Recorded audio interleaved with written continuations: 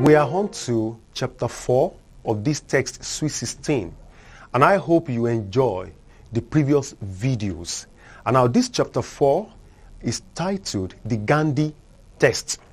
And when this particular chapter opens, we see the description of Aliya's home. In fact, the book talks about them having 5 bedrooms and 3 living rooms. And Aliya begins to wonder, why this big space? Does that mean, the big space was just, or is just there for she alone and her parent, to roam about and all that? But at a point, she discovers that the space is intended to accommodate many more people, which means the parent will have loved to have more children, but they were not given the opportunity.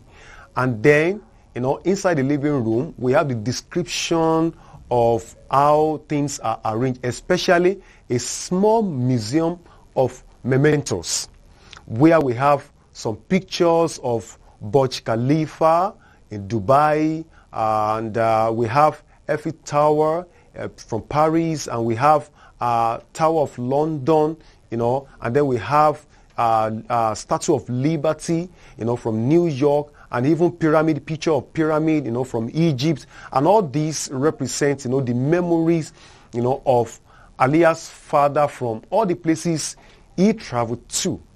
And we see that, Aliya at a point remembers the letter that her father wrote to her when she was celebrating her birthday. And there's a part she doesn't understand. And at this point, she asks her father, Dad, it's like there's a part I don't understand. And of course, in a particular place, you said I should always do the right thing. But before I forget, the chapter, also talks about the background of Aliya's parents, how the mother is from average family, average class, and even the father is from a poor background, and how they met, and after meeting they married a year after. And so back to the question Aliya asks her father, that her father says, writes in the letter that she should always do the right thing. And she asks her father, Dad, what is the right thing? And her father says, remember the Gandhi test. And one of the Gandhi tests is that anything you do and that you don't want people to know about it, it's bad, it's not good. And that, he tells the story of Mahatma Gandhi being the former president of India. And this man had access to all the money of India. But he chose the life of poverty to prove to the world that you only need little to survive as a human being. And Aliya's father tells Aliya that, look, anything you do, and it's like you are concerned about when people hear about it, how are they going to feel? How are they going to look at you or feel you as being a normal, reasonable human being? That thing, you should avoid doing it. That whatever you would do, and people will question your reasoning. People will question your sensibility and all that. You shouldn't do it.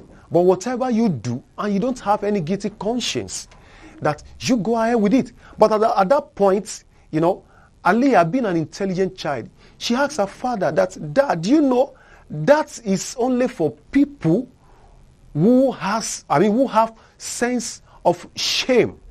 That's only for somebody who has a sense of shame. And her father agreed with her that, yes, it's true. Because there are some people that they don't have any sense of shame. These people, when they hurt other people's feelings, they don't care. When they act against other people's feelings, interest, they don't worry. And Aliya's father refers to this category of people as animals.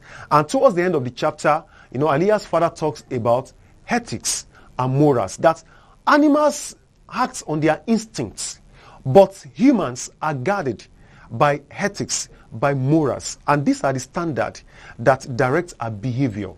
And we have come to the end of the lessons, and students are advised to go over the questions that follow.